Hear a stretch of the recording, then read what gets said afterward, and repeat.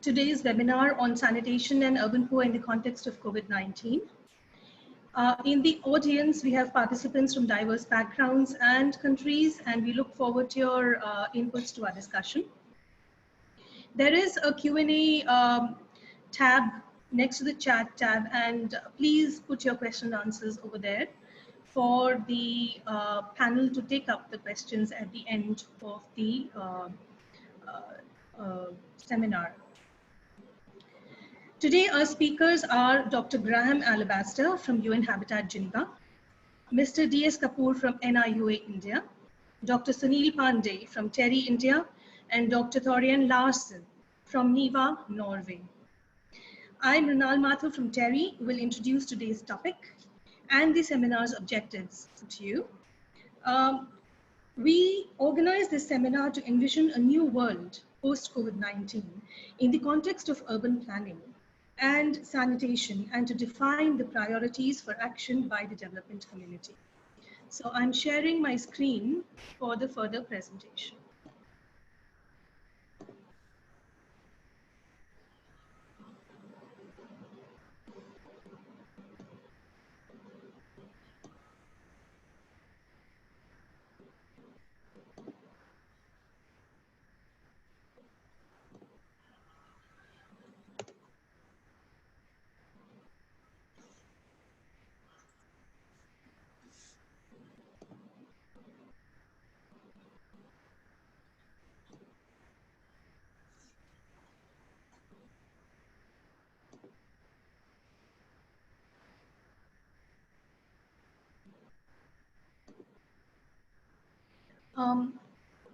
I think I'll just proceed ahead.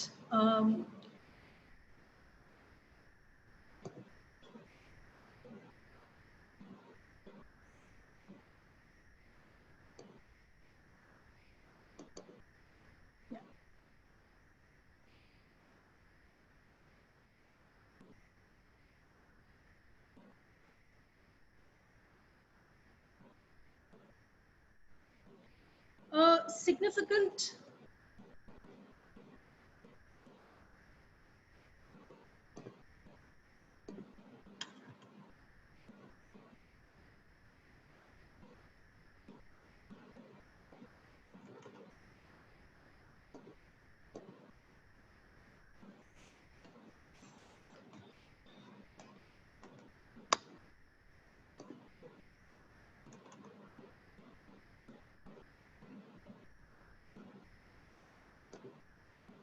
A significant number of people live in low-income, highly dense urban areas in developing countries, and this demands that issues around sanitation and good management of urban areas for poor are addressed.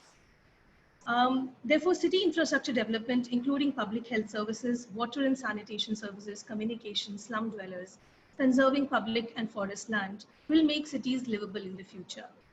Now, with the sudden onset of COVID-19, the case of social distancing goes against the very fabric of planning cities that neglect low-income areas and allow pandemics to flourish. Many modern-day infrastructure and planning systems like sewage systems originated from the Plague of London and the Great Fire. COVID-19 is the current-day pandemic that calls for strengthening sanitation systems and investing in city planning for future. Today, our urban areas are bereft of forests, wetlands, marshes that clean pollutants, protected drinking water supplies, and species. And as people clear wide lands for urbanizations, diseases like coronavirus can jump species barrier and spill over into the human society. Future planning of cities will be defined by better water supply, space, hygiene, public health systems, and preserving nature to maintain the environment. Without an integration of these actions, managing sanitation may not be possible. This will require investments and a systemic change in policy and approach to planning, which may vary depending upon the context of the country, the future of sanitation and city planning, leading figuratively and literally into the new decade and era post-COVID-19 needs to be redefined. Today, to start and introduce the session or open the session, Dr. Graham Alabaster is our lead discussant, and Dr. Alabaster is the Chief of Sanitation and Waste Management at UN Habitat in Geneva. He has a PhD in engineering and has been with UN Habitat for 22 years. He's an experienced head of section with demonstrated history in working in international affairs and skilled in sustainable development, water and waste treatment and urban planning.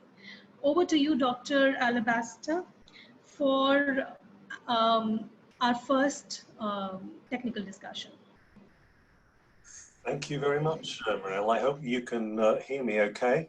I'm just going to try and share my screen. Can you all hear me okay and you can see my screen? We can hear you very well. Yeah, good. I just wanted to really give a little bit of background to building up what Mrinal has said. I mean, yes, sanitation, of course, has always been a big problem in low-income settlements, but it really has been exacerbated by the recent COVID pandemic. Because, of course, in the most dense urban settlements, which are actually a very large proportion of the urban population, they're not connected to the normal services of the city. And most of the ideas that we would give for provision of water and sanitation in those settings don't work under the COVID pandemic. It's very, very difficult because of those high population densities. We can't follow the social distancing rules, but also the lack of housing design, the fact that in many cases sanitation is shared. It's just not possible to use existing ideas to deal with the disease. So we know that those conditions the resources are rather low. But we know that the local authorities in particular can't make facilities available. So we have to find, really, we have to make the best of what we can there. The other thing that we should realize... Excuse me, if you wanted to share the screen, we cannot see it, if that was your intention. I thought I had done, actually.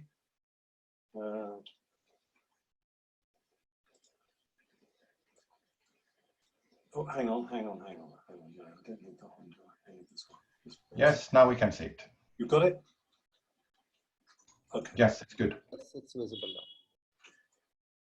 So you can use it, okay. So basically, in these conditions, we can't really manage. You can all see my presentation now?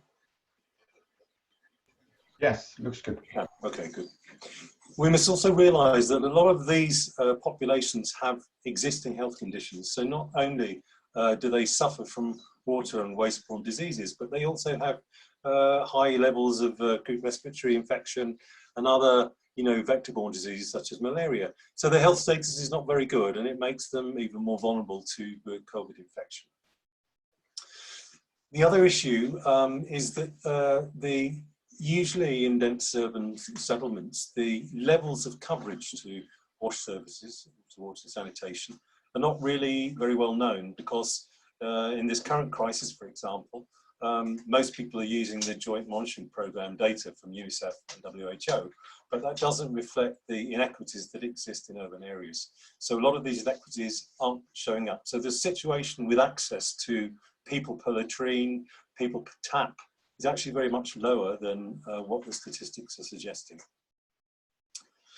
The other important thing is that many of these low-income areas, the population, the profile of the population who lives there is slightly different. For example, in the African region, many of the slums are very young. There's a very large proportion of young people. So in that respect, if there's many children and youngsters present, we need to understand that a lot of the rules we put in for sanitation and hygiene, how they're adapted for the COVID crisis, need to be looked at more carefully. The other thing, of course, that because space is a serious provision, the associated work on areas for triaging and isolating of protected vulnerable patients is also very difficult. So if we were planning any form of lockdown, it's very, very difficult. Most of these people live day to day, they work on a day-to-day basis, they're paid, and then they use their money to buy what little food they can get access to. So really the impacts of WASH and what they have access to are very, very different compared to the rest of the population. So we've already heard that, the social distancing is not possible. If we're going to embark on one of the strategies which we can try and improve, which is the hand washing, that will also mean more water availability. Now, of course, many of these slums already don't have very good access to water, so we would need to find ways of extending the service coverage of water. That may be through work with utilities, city utilities, by extending their networks into slums, or of course working with small-scale providers and those who provide through the sort of informal sector to see how we can increase the levels of water for hand washing. This, of course, though, will generate more wastewater, which needs to be removed or treated, you know, this in itself can be a problem. The other issue is that, of course, many sanitation systems will need operations and maintenance, and also very little is known at the moment about the transmission of COVID through wastewater and you know, atomized fecal sludge. We don't actually know whether it's safe or not. There was some some evidence of transmission documented through waterborne droplets of wastewater in Hong Kong with other coronaviruses, but we really don't know whether it's a risk or not. But it probably is a risk. So normal emptying of latrines, management of fecal sludge is also hazardous. The other issue, of course, is solid waste management. I know one of the colleagues will be talking about that in more detail. But when you have the combination of poor solid waste management, poor drainage, and poor sanitation coming together, particularly if it's exacerbated by climate extremes in the monsoon season, you can find all sorts of problems with contaminated water in these low income urban settings. So there's lots of issues to consider under this COVID-19 pandemic, where sanitation has to be looked at in a slightly different way, and we have to make provision. So what are the sort of things that we can start to look at and ways that we can start to consider, not just for COVID in light of the current climate, but also it can leave us with a longer term resilience to sanitation and lack of wash in these areas. The first I'd mentioned was, of course, the extension of service coverage, and many utilities, be they public or private, with a little bit of effort, could extend their services into these low-income areas. For example, provision of running of water supplies into those slums is possible. There's been some novel approaches using overhead conduits to supply water, which are effectively a little bit safer from vandalism. But the other possibility could be looking at things like providing water at very low cost or at free to these vulnerable communities. There are also options to look at how the formal sanitation service providers can also support these people. We're starting to see emerging high-density areas, ideas such as low-cost sewerage and the use of decentralized wastewater treatment. And in fact, some work we were doing, not in COVID setting, but in a humanitarian crisis setting with the Rohingyas in Bangladesh, was to look at using low-cost sewerage and decentralized, in this case, waste stabilization ponds to treat wastewater. And you can do that quite effectively, even in these very, very dense urban settlements. In fact, the other pictures you can see underneath in the slide show some low-cost sewage that's put in the city of Mwanza in Tanzania, where we actually incorporated the inclusion of low-cost sewerage with improved walkways and access. So there are many, many options there that you can look at to increase sanitation and waste management services. But I think perhaps the most important thing, and that's certainly something that we're addressing as UN Habitat and working with colleagues in other UN agencies, is this idea of better understanding exactly what the needs are and what the coverage areas are. So I mean, we can only get that if we have more detailed monitoring mechanisms, preferably using community-based systems and data to give us a proper picture of the interurban differentials that exist. So I will stop there, and thank you very much for your attention, and I hand back to Mrinal. Thank you.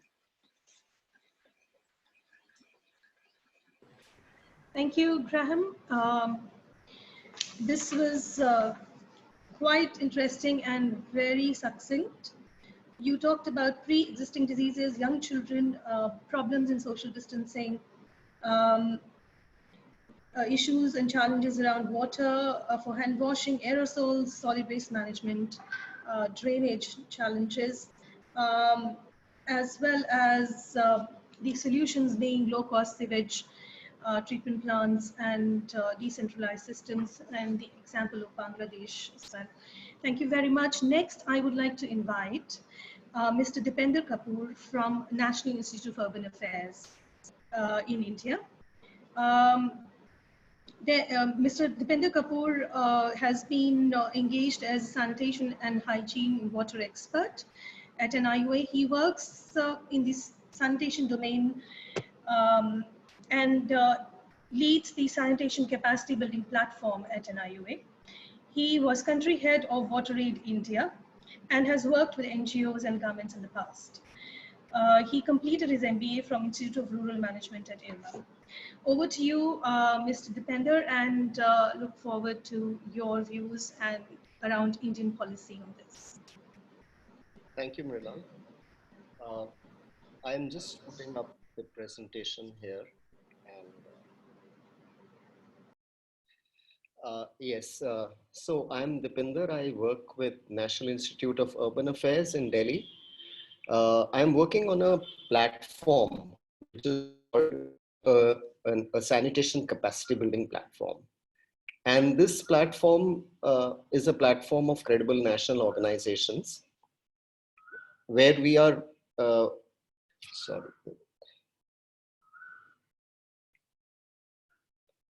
So this is a platform of credible national organizations where we are working with institutes which support capacity development for urban sanitation.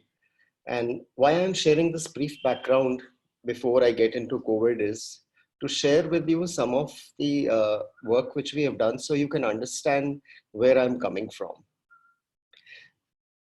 So, sorry.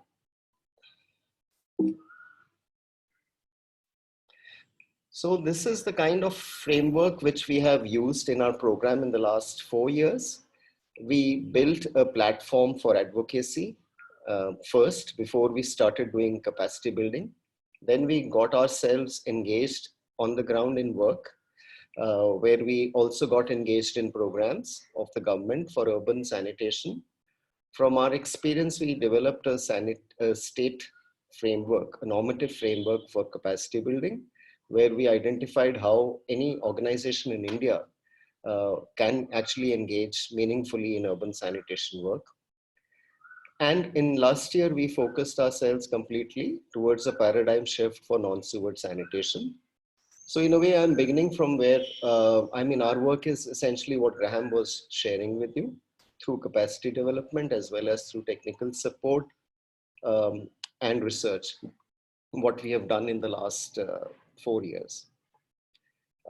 This is again, just to share that our work is not just capacity building, it is technical support, advocacy, and working with international platforms. So coming now to the hygiene and safety aspects.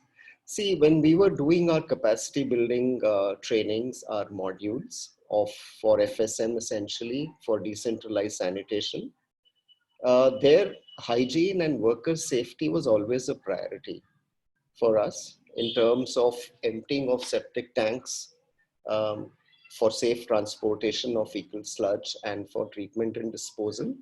However, it used to receive a very low priority at that time. Low priority in the sense we would recommend that you have to wear gloves, you have to wear face masks, but unfortunately it wasn't practiced so much. So this is just to say that how an emergency like COVID pushes people to think more seriously. So in a way, it's a blessing on this unfortunate pandemic. Second point, cleaning of public and community toilets. Again, like Graham said, that cleaning informal settlements, slums present this challenge where there is not enough space for social distancing. At the same time, there is this issue of cleaning. Then we have this issue of sewer cleaning in India, especially. So it's not just septic tank cleaning, but sewers also people actually manually go inside them to clean. So again, as Graham was saying, there are indications, not confirmed ones, that there is a potential for transmission of pathogens from sewage and septage to human beings, especially to the sanitary workers. So considering these experiences, what at NIUA and with the National Alliance for Fecal Sludge and Septage Management, our platform, which I shared earlier, what we did was we started engaging with the state governments wherever we were present, as well as amongst us, we started sharing the resources we were developing to support the national government, state governments on protection of sanitary workers. So here, this is what we did. If you see what happened in India in the last, ever since the lockdown started from 25th March, we saw that even basic movement of sanitary workers were restricted for at least a week. They did not have passes. Secondly, the septic tanks and cleaning work was suspended, and insurance and health risks remained. So we saw these three incidents, three examples of challenges which were emerging as the country went into a lockdown. And these are documented in this link, which I have shared in this presentation. Now, this is the last slide. So what we did was trying to undertake a look at the review of the challenges in India, which we are facing for hygiene workers, for hygiene and safety of sanitation workers. And there we realized that these are basically systemic challenges which were there pre-COVID and remain with us, which is actually preventing an effective emergency response. So for example, knowing the number of workers you have on your payroll should be a very basic thing if you want to design an emergency response, but is difficult to get. How many are contractual, how many are regular? So while working on this issue with our state government, we realized this issue. We had to make estimates based on our own experience of visiting about 10 cities in the state we were working. Then for planning a response, you need to identify the types of protective wear and their priority. And based on that, the quantity. So this is linked with the number of workers you identify for different tasks. So their priority needs and their priority protective gear and sanitization materials. From there comes the operational challenges. Now the operational challenges we must understand, we must learn from the health sector. So the health sector has told us that how they have employed their doctors and nurses in a very strategic warlike manner. There is strategic deployment of sanitation workers which is needed. One set of workers which will only work with the COVID affected hotspots, and one set of workers which may work with public places, and a third set of workers which will work with other places, and a fourth may actually be sitting at home waiting to be recalled whenever their frontline workers fall sick. So this kind of a strategic deployment was required, and we felt it was missing. Effective monitoring, certainly, of how the work is being done, where workers need to be put, what kind of work. People's engagement and support is critical in this work because you have to deal with an epidemic. So it's not just a department's program being done centrally. So it has to be decentralized at the local level. And finally, the disposal of infected waste material is very important. So again, we always deal with biomedical waste, but now this biomedical waste is being generated from households, from institutions, which may not be hospitals. So all this we tried to cover in a resource book, which we have created for urban sanitation. The link of that resource book is given here, which actually also includes a kind of a guidance for urban local bodies on how to prepare budgets. So I will just end here, and these are some of our documentation which we have done and are all available on our website scbp.niua.org. Thank you.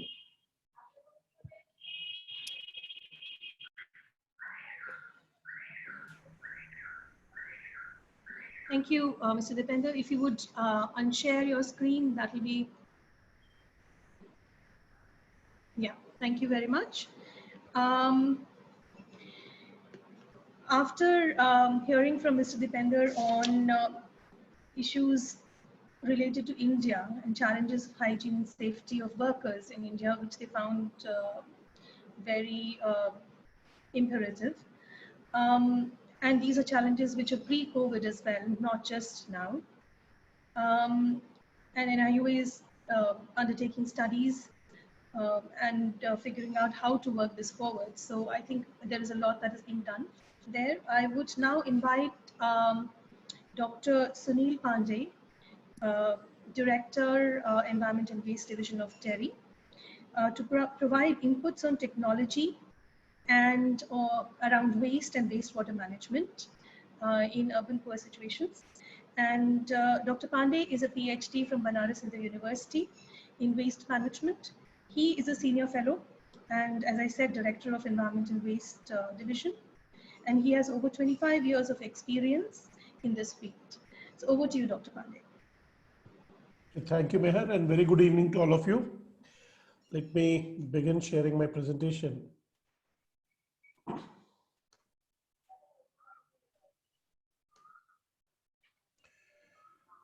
I hope you can see my presentation. Yes, we can. Thank you. And I also thank my previous presenters for taking care of all the background information. And also, I mean, as they said, if you look at slum population, in terms of sanitation, it is already challenged in terms of other waterborne diseases, and how basically what additional challenges COVID pandemic has provided to managing population in slum pockets is really a matter of, it's a challenge for policymakers, also force on ground. So in my presentation, what I'll try to cover is what has been, I mean, in literature cited, because we, when the pandemic came, we had a very short time to react to how waste management services would be in the times of pandemic, and also to provide guidelines. So when we were looking at literature, there was an interesting case. There's a organization called ACR Plus, it's International Alliance for Cities. They have kind of provided a flow sheet for management of municipal solid waste, how municipal solid waste needs to be managed in the time of this COVID pandemic. And if you see, basically it has been divided into various verticals, from starting from general adaptation by municipal solid waste systems, one vertical, then sorting rules at home, then how waste collection services needs to be provided, and finally how waste treatment services needs to be provided. What basically this flow sheet says, that once you have identified certain households or clusters of households which are either infected by COVID, positively infected by COVID, or they are in quarantine if they are suspect of having COVID virus. So here, as Dipender also said in his presentation, that there are two separate set of staff working for waste collection. So there will be a dedicated staff force which will be collecting waste only from COVID infected households, or I mean households which are suspect COVID infected and are in quarantine, or I mean households which are in self quarantine, or camps which are set up in India, because there was a lot of migration of workers population when suddenly lockdown was announced. So there are places where such camps have been established. So these camps also, the workforce which will be required to collect the waste from these camps is a separate workforce, dedicated workforce, which works only for COVID, with those kind of PPEs using mask, gloves, tissue, and those kind of personal protective equipments. And the emphasis in the COVID infected area, as the flowchart says, is not so much on the segregation at this stage, but ensuring that COVID waste doesn't go in lines of collection and transport and treatment, doesn't get mixed with non-COVID waste, waste collected from non-COVID households or waste collected from non-COVID areas. As a treatment, what flow sheet mentions, important issue is that what flow sheet mentions is try to continue waste collection services because it's an essential service, and it becomes very important in times of such pandemic that waste services are not disrupted to the extent possible. And even if they are disrupted, as Deepinder said, they need to be restarted as soon as one can, so that, I mean, some further sanitation problems are not built up in the area. Regarding treatment, what it clearly says that COVID infected waste has to be, I mean, most preferred treatment option is incineration of this waste. It can also, if the incineration system is not there, then a dedicated space has to be found at the landfill, secured landfill, where, I mean, such disposal of COVID positive waste in a dedicated area can be continued.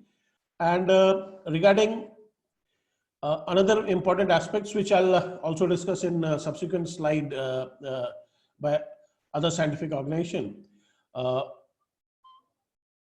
As far as what the flow sheet says, that recycling activity to the extent possible should be continued, because, I mean, there are targets given for recyclers, there are target given for recycling activity.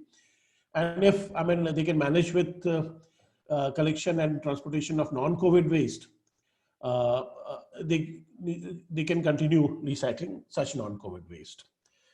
The next slide, in the time of COVID, the International Solid Waste Association also has come out with certain guidelines. So it's there, these guidelines are there on their website. So I picked up some key aspects relating to waste services, which I'm putting here in this slide.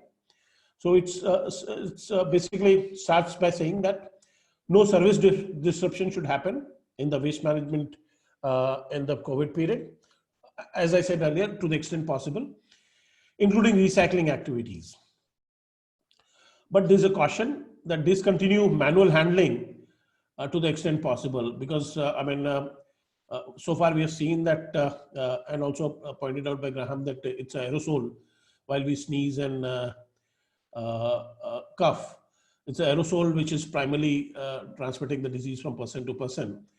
So if the manual handling of waste can be minimized, then there's the chance for getting contamination also gets minimized. Storage in such areas where, I mean, collection system is weak, and we have already identified them as red zones where, I mean, there are confirmed COVID cases. Some waste which are recyclables, especially, which can be stored for a longer period, should be stored at least 3 days before its collection happens, because in 3 days' time, it's believed that the virus gets died out. However, organic waste cannot be stored for 3 days because it starts in a country like India, it starts degrading, decomposing. So that has to be collected with all the cares which I had discussed in the flow sheet. Avoid plastic packaging to the extent possible, because the virus survives on plastic for longer period of time. Waste services are identified as essential services. So there should be proper provision of PPEs, which can adequately safeguard workers from getting getting contaminated with the virus. Disinfection and change of PPEs at proper intervals. Frequent hand washing with soap. Frequent hand washing will have its own problem because it would add to wastewater generation, but I mean, this has to be carried out. Treatment of discarded masks and gloves, etc. Sanitation of all equipment, vehicles and implements time to time. And here I'll come to CPCB, Central Pollution Control Board also has given guidelines, which though actually relates to biomedical waste, but is also applicable to certain aspects of municipal solid waste activities as well. Household hazardous waste, except for the sanitary waste, which I said earlier for recyclables also, if it can be stored at the households till post-COVID period, it should be stored by households and not to be disposed, like things like batteries, cans, bulbs, tube lights, etc. Can be stored for a longer period, and then post-COVID they can be discarded. Now I'll come to CPCB guidelines. What CPCB guidelines, which are recently introduced and amended, they say about the biomedical waste which is generated from COVID patients, whether they are in hospitals or they're in camps or isolated households. It says that collection of waste in double-layered bags. One can use 2 bags, a bag inside bag, from COVID isolation wards. Idea is to provide strength to the bags when the waste is collected. Label them as COVID-19 and keep them separate and transport separate if possible. Daily disinfection of implements which are used for management of biomedical waste generated from such facilities by 1% sodium hypochlorite solution. Pans contaminated with feces, because feces also are important carrier of COVID virus, should be disinfected with 0.5% chlorine, and other waste which cannot be disinfected needs to be packed in yellow bags. Collect used personal protective equipment such as goggles, face shields, splash-proof aprons, plastic overalls, hazmat suits, hazardous material suits, nitrile gloves. These into red bags. Difference between yellow bag and red bag is that the yellow bag has to be incinerated, preferably, or if the facility for incineration is not there, then they need to be deep buried. Whereas red bag can be disinfected using microwave or steam sterilization, and some of these materials can be recycled at later stage. Collect used masks, including triple layer mask, N95, etc. Head cover, cap, shoe cover, disposable linen, gown, non-plastic or semi-plastic covers again in yellow bags. Pre-treat viral support transport media, plastic vials, vacuum containers, end of tubes, plastic cryo vials, pipette tips, which are used in diagnosis and mostly in diagnostic studies, as per biomedical waste management rules of 2016, and they need to be collected in red bag. Gloves and masks generated at home need to be packed in paper and kept for 72 hours. This is for general precaution for the homes which are not in the red zone, but are practicing self-isolation. Kept for 72 hours before giving it for collection after cutting the gloves so that they cannot be reused. Now, in the last slide, I would like to discuss what should happen to the wastewater which is generated in these healthcare facilities or isolation wards which are created in hospitals. Naturally, these wastewaters will be treated at sewage treatment plants which are provided with these facilities. So they should continue to ensure disinfection and treat off-treated wastewater as per prevailing practices to inactivate coronaviruses. So general disinfection, which is followed in the hospitals mostly, is using chlorine to disinfect, and that needs to be continued. Operators of ETP and STPs attached with discharge from the healthcare facilities and isolation wards should adopt standard operating procedures, practice basic hygiene precautions, and wear PPEs. And these PPEs should include goggles, face mask, liquid repellent coveralls, waterproof gloves, and rubber boots. During the period of COVID-19 pandemic, utilization of treated wastewater, especially for irrigation or other usage, has to be avoided. So this is my last slide. I'll end here and then come back again if there is a question. Thank you very much.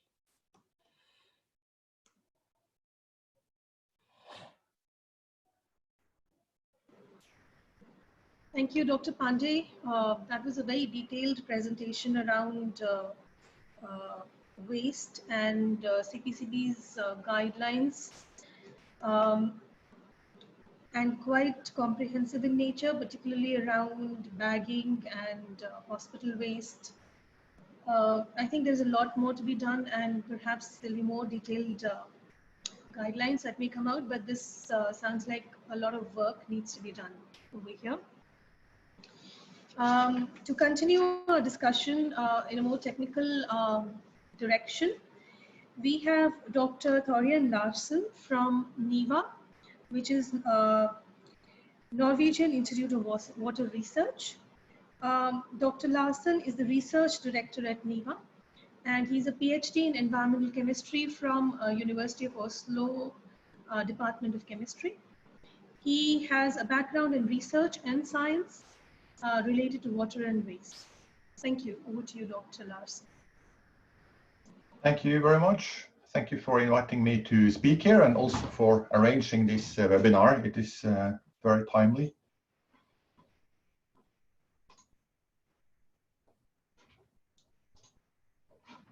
Thank you for the introduction.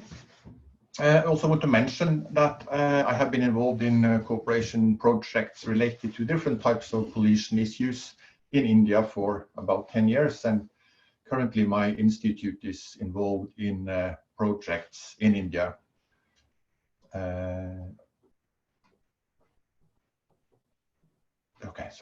In India, covering different aspects of persistent chemical pollutants, plastic waste, microplastics, and endocrine disrupting chemicals. So that's some of the background I have for talking here today. I have been asked to talk about how pollution may change after the COVID situation. This will be speculation, of course, but I will share some thoughts and some scenarios. We must not go back to status quo. Many people have recently expressed hope that after the COVID situation, when the society opens up again, it can be rebuilt into a more environmental friendly one. There are many observations from around the world that the pollution pressure currently is much lower than before the lockdowns and stay-home campaigns. Air pollution is the most visible and most obvious, but also the urban water pollution situation has improved in many places. I won't have time to speak much in detail, of course, about specific pollutants and their impacts, but here are some key issues to keep in mind in the further discussion. We may divide into 4 main groups of pollution and sources, so here I go a bit beyond what has been discussed in the webinar so far. The untreated sewage is, of course, a major challenge in urban areas of developing countries. But in addition, we have point source chemical pollution, often related to various types of industry, diffuse source chemical pollution related to a range of different sources. It can be agriculture, small and micro scale industry, runoff from urban surfaces, and so on. And finally, I would also like to mention plastics and other waste from a wide range of sources, from domestic to industrial, micro scale to mega scale, from informal and formal sectors. The impacts are also many and different and go across the main source categories. It can be bacteria and virus related diseases, of course, eutrophication, acute poisoning of humans or nature, long-term impacts from chronic exposure, for instance, endocrine disrupting effects or cancer, and especially when we talk about waste, clogging of infrastructure and subsequent flooding. So, what will happen after this pandemic? Are there any possibilities that a less polluting society can be built when opening up again after the crisis? Let me discuss 2 scenarios. First, where everything rushed back to the pre-COVID situation as fast as possible, and all the finding back to the old normal, with a boost in production to catch up the lost investments in traditional grey infrastructure and establishment of narrow-minded solutions to growth. This will most certainly lead to increased pollution, possibly even higher than the before situation. We see already examples from around the world of lax environmental regulations in response to the COVID crisis. For instance, as shown on the slide here, with examples both from the US and from China. A very different scenario would be the one where we turn the crisis into opportunity, with the post-COVID development being in a different direction than the old one. This would include new models for development, investment in blue-green infrastructure, combining the traditional grey infrastructure, for instance, in critical urban infrastructure for wastewater or waste handling, with nature-based solutions and circular economy thinking, more reuse, more recycling. This can create a wealth of opportunities, also in job creation, and can give opportunities for many people, including marginalized people in the informal sectors. Governments around the world are establishing a lot of incentive measures these days to get the society back to normal. And I think here lies a clue in how future development can develop. Infrastructure building will be part of these measures, and improved infrastructure is certainly key to reduce pollution pressure in urban areas of developing countries.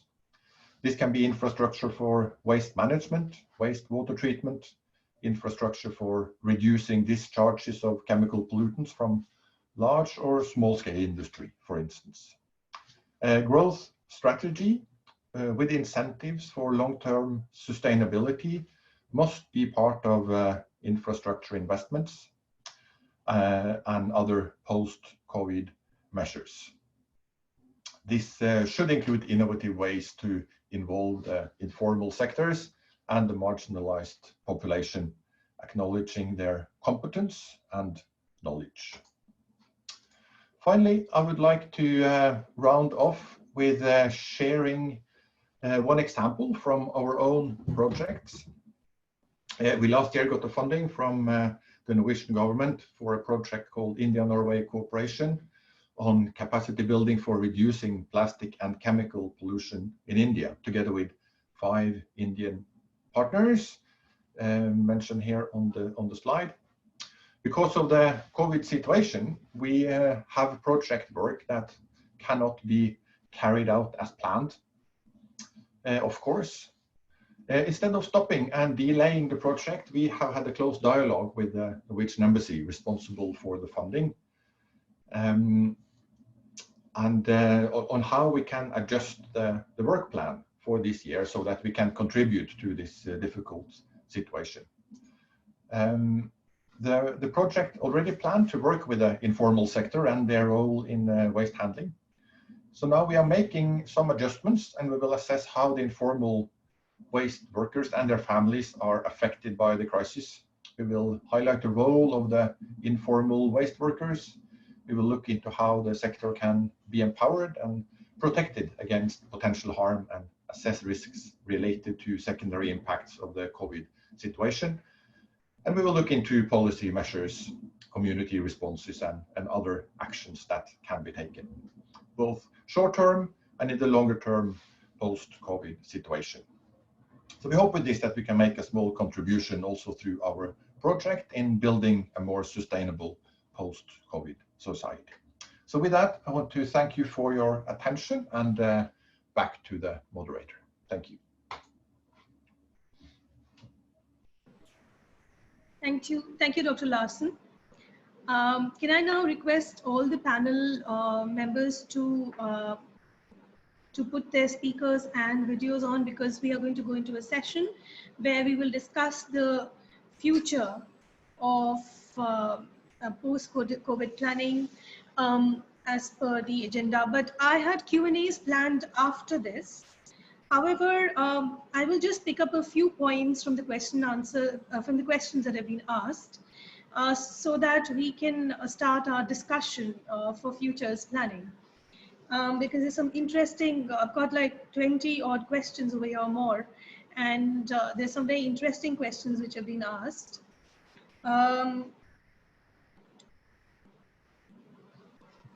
One of the questions says, with economic downturn and limited availability of government finances, how do we see future funding happen, and how do we see urban planning, design, legislation, and regulation change? So I think that is something that we would like to discuss here. There is another question on technical changes needed or technological changes needed for wastewater treatment systems, septic tanks, CETPs, etc.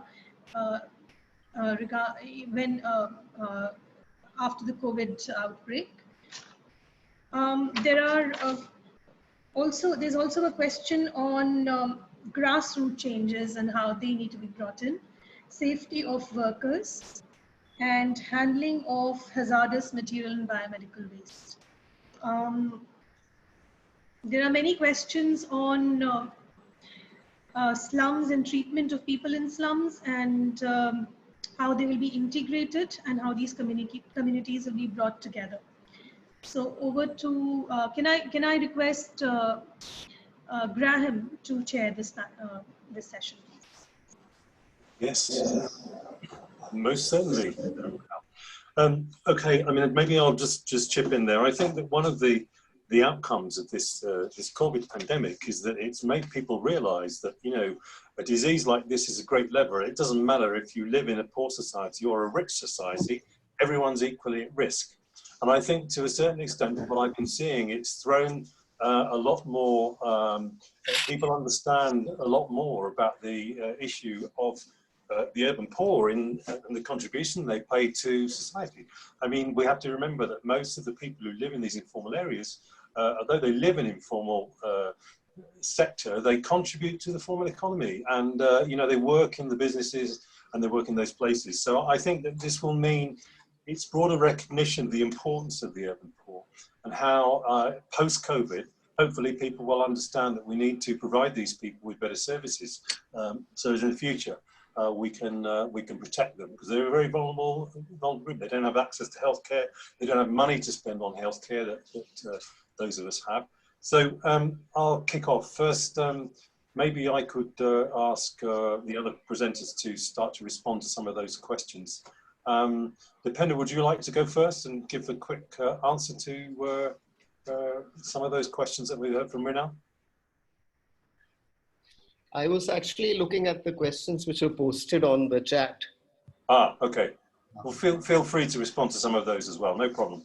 Yeah, so some of the participants were asking whether there are examples from one state in India which are applicable to other states. So the answer is yes. We have done it for one state, Uttarakhand, but we have looked at it logically in terms of sanitation worker safety, priorities, requirements, and calculating a budget. So all that is presented in a logical manner in our resource book and in part C of that. So I think that can be taken, because while debating and discussing on how to respond to emergency, we realized in India there is two categories of responses or two categories of budgets. One is called essential, the other is desirable. So essential is something which is approved by the Government of India. So for example, the Government of India says that urban local bodies should not be planning for health workers' PPEs. The health workers' PPEs should be done by the health department. So things are compartmentalized. Therefore, when we were helping the Uttarakhand state government, therefore we had to remove that part from our budget. And they said, please remove this and give it to us. So I'm not saying we believe in compartmentalization, but we, therefore what we said was, this is essential as per the government, and this is desirable as per best practices of WHO and other organizations. So that was one question, and I can come back later then if there is some more questions. Okay, Dr. Pandey, would you like to respond to some of the questions that came up, either in the chat or you've heard? Sure, Graham, thanks. It seems there are a lot of questions on wastewater treatment, and there also has been reference on that. I mean, we also have seen that reference that traces of these viruses are also located in untreated wastewater. Naturally, when I was going through Central Pollution Control Board guidelines on how wastewater management from hospitals, healthcare facilities which have isolation wards, and also the camps has to be treated, the focus of regulatory agencies is on disinfection. So disinfection, whether it's by chlorination or it's by using bleaching powder or sodium hypochlorite solution, best is chlorine disinfection, which is widely practiced, and we have sufficient experience in using chlorine as a bleaching agent, not only for water treatment but also for wastewater, treated wastewater disinfection. So that should be continued. And what also importantly it says is that focus on reuse and recycling of treated wastewater for some time needs to be avoided, and they need to be, after disinfection, need to be put through. If there is a water stream in which the treated wastewater is going, it should be let out as it was done earlier. After situation when we feel that the pandemic has been controlled and now there's no incidences of wastewater contamination happening from the virus, again reuse and reuse of treated wastewater can be examined and can be taken up.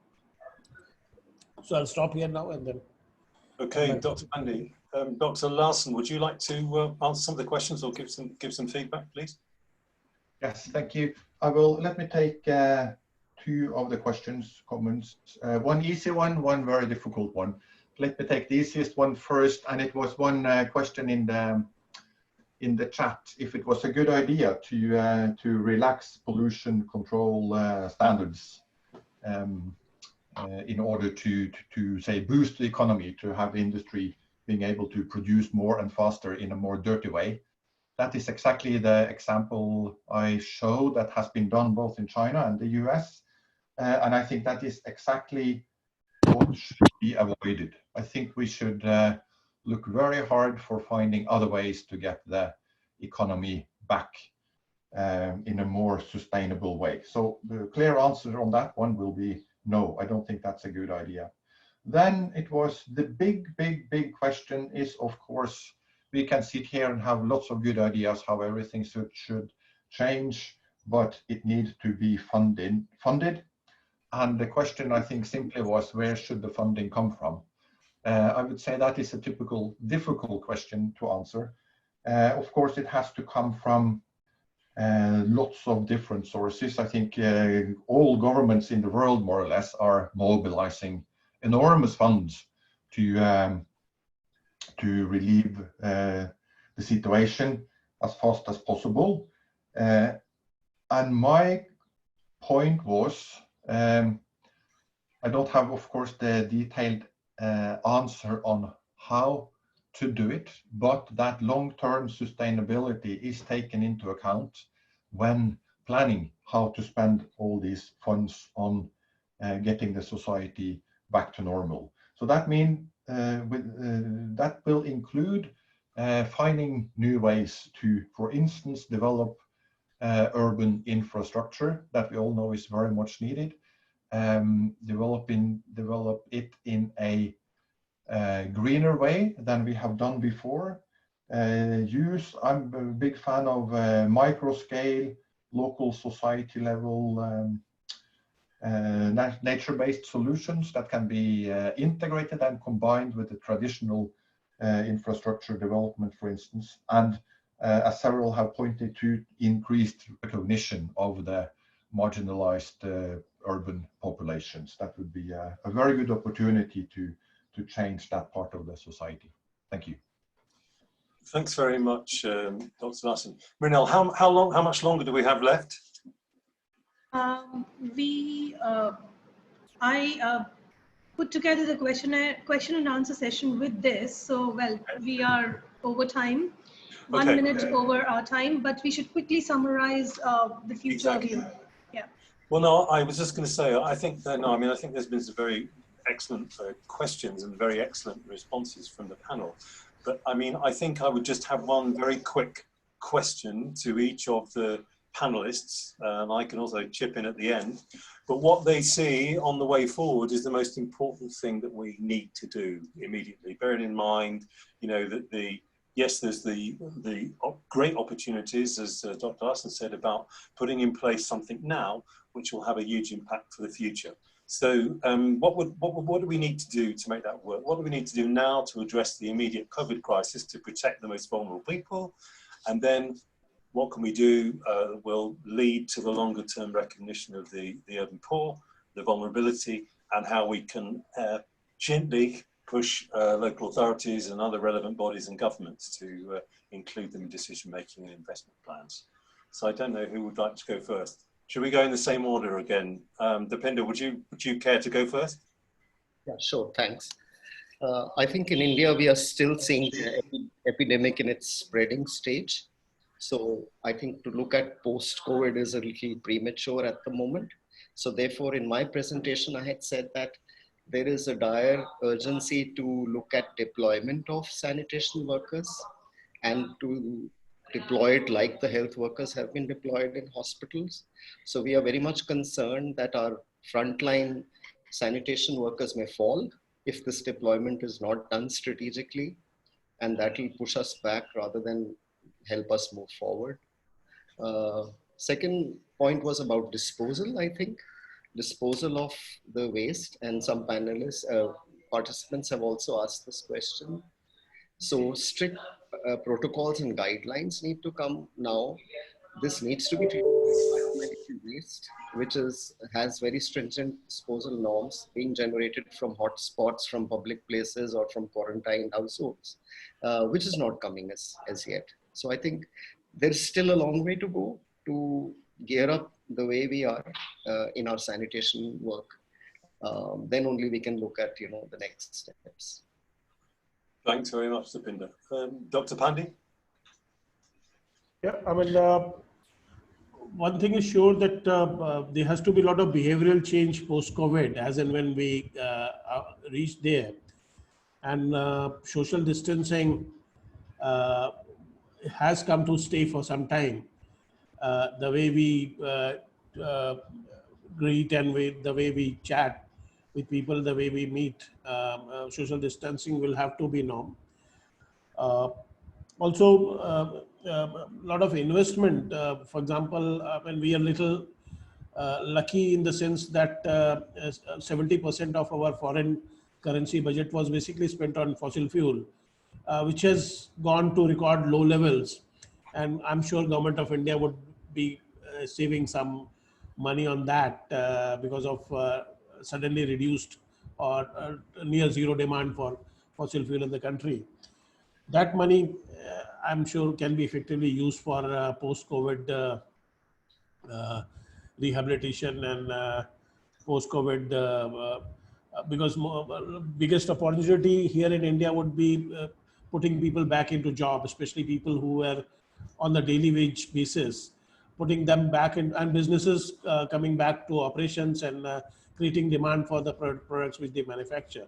So I think these are the challenges, and we'll have to look at addressing these challenges in post-COVID situation, basically to return to near normalcy if we ever do that.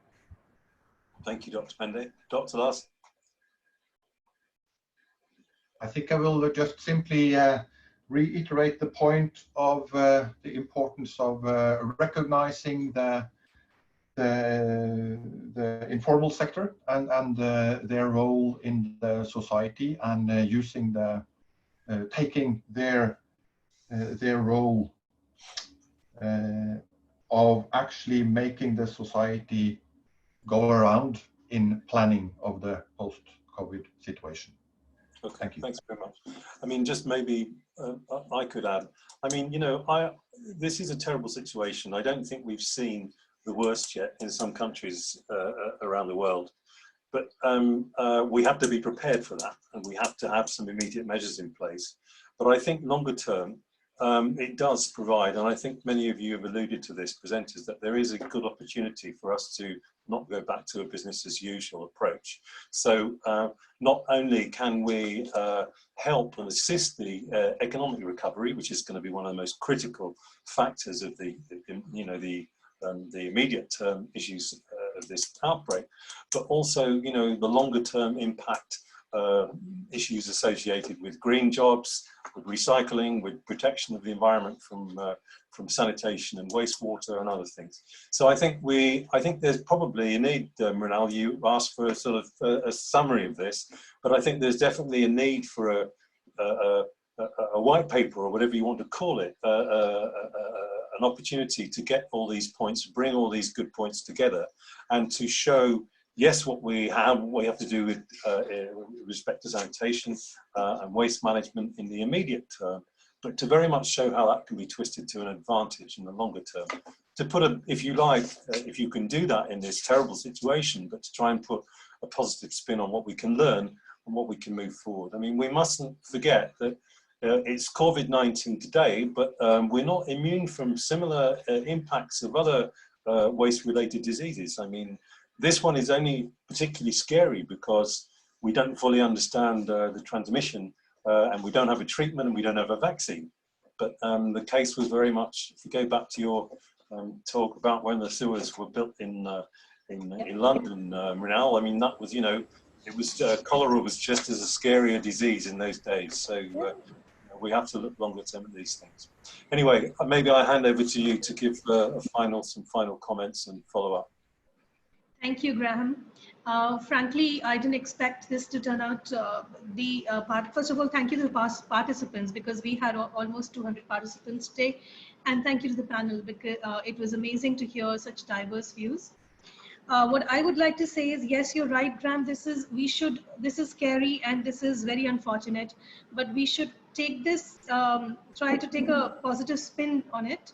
I also feel that there is an opportunity over here to emphasize redesign of low-income areas in developing countries, and making sure that housing is provided, or otherwise social distancing will not be possible at all, as Dr. Pandey pointed out. So not just behavior change, but also spatially, we will have to rethink our cities, just like London was rethought of after the plague. How we'll do that in terms of putting in the right finances, or with the limited finances we are, or redirecting finances, as Dr. Pandey just said, could be redirected. Very strong policy, urban policies need to be put in place, particularly in developing nations. And I believe we can at least influence that to some extent by writing this white paper after this seminar. So look forward to the panel coming together to write this paper, and of course look forward to, we would definitely share it in the public domain. These will be our personal views of the panel, or when we put together this document. Any other? Don't think that, from my side, just thank you for organising, to thank TERI for pulling us all together, and for allowing me to be part of a very interesting seminar. Yes. Dr. Pandey, you had something to say? Just quick message to participants that lot of questions actually we couldn't answer in this limited time. So we'll answer your other questions by email as we prepared the white paper. Yeah. So we have noted the questions, and we will get back to you. And they're very, very thought-provoking. So thank you very much for participating. Thank you very much. Thank you. We will exit now. Yeah. Bye-bye. It was a pleasure meeting and talking to all of you, including the participants. Very much. Okay.